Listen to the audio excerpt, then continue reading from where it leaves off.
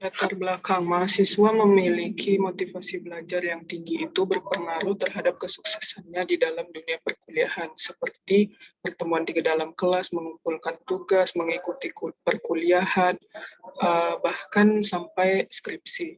Hal itu juga diperkuat dengan pendapat dari Morgan yang menjelaskan makin tinggi motivasi belajar mahasiswa, maka semakin baik intensitas usaha yang akan diberikannya.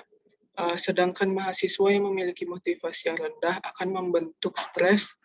Stres ini diperlukan pengolahan, ya seperti coping stress. Hal ini dapat memunculkan pertanyaan apakah ada kaitannya motivasi belajar dengan stres.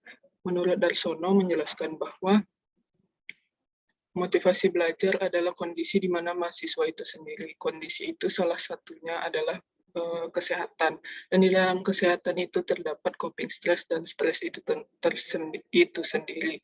Sehingga dapat disimpulkan bahwa semakin baik strategi coping mahasiswa, maka akan semakin tinggi pula motivasi belajarnya.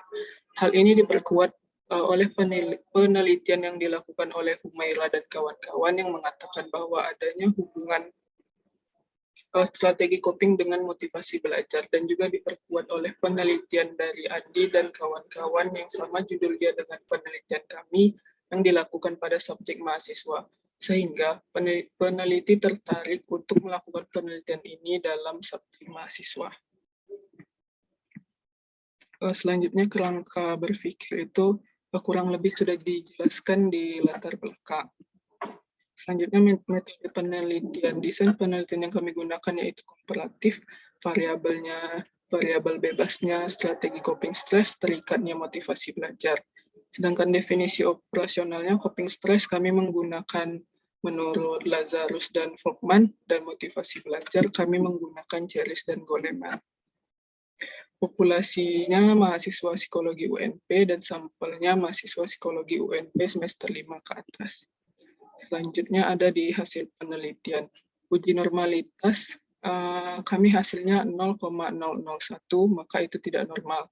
Dan uji homogenitas kami yang hasilnya 0,000, tidak juga homogen. Uji hipotesisnya 0,000, tidak komparatif, sehingga H0 diterima. Tidak adanya perbedaan motivasi belajar mahasiswa psikologi UNP ditinjau dari bentuk coping stress yang digunakan.